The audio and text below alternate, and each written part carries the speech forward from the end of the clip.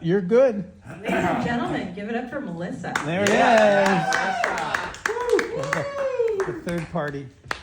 Yes. So being third, all I can hear is panties.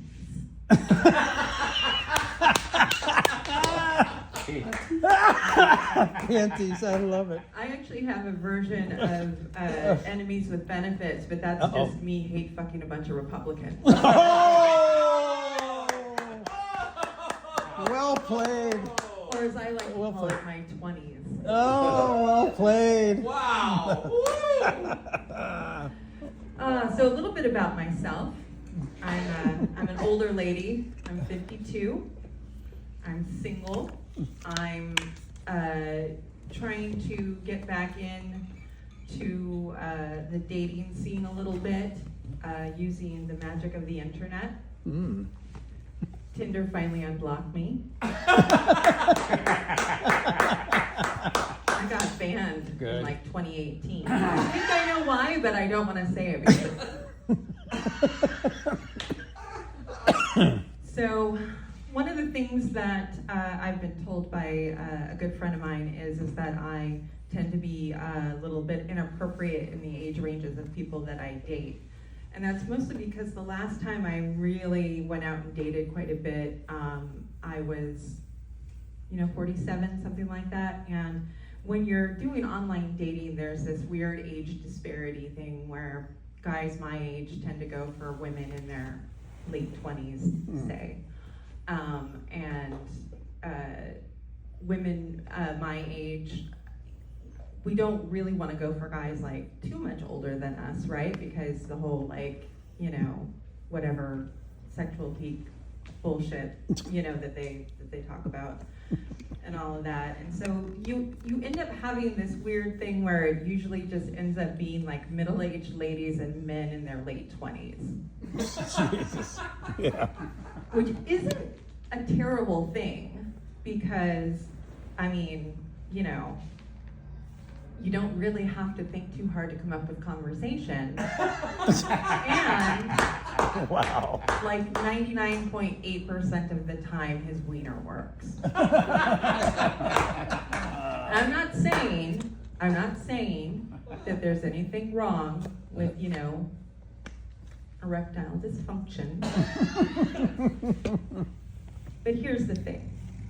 If I am a trained flautist, you can't expect me to play the bagpipes with the same level of talent. I just haven't rehearsed enough with the equipment. Oh my God.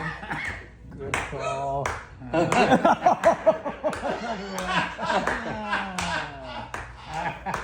Well played. Wow. So, God. the first thing on my list is to date somebody, age appropriate. Jesus.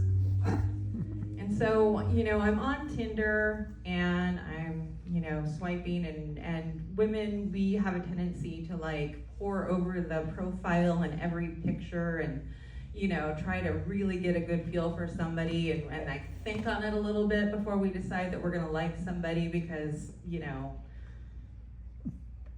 women have been killed for less, let's be honest. Wow. Jeez. Ooh. Dark.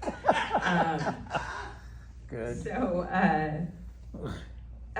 I pay for premium Tinder. That way I can see who likes me first. Because that way there's, very little fear of rejection, at that point and all of that kind of stuff. And men will just swipe right on everything. And it's like a numbers game, right? It's like, if I just swipe right on everybody, then whoever I match with, then I can then go and look at them and see if I like them and this and that and go, oops, God, no, next. So I saw this gentleman who was about 60, and he seemed like a nice guy. He seemed like he, worked with his hands. He was, some kind of contractor or something like that. And like burly guys with dirt under their nails and, guys who can really, take the trash out you know, to the curb and kill spiders and stuff like that. So I decided that I was going to swipe right on this guy. And he sends me a message, and, "Hi, Melissa, how you doing?"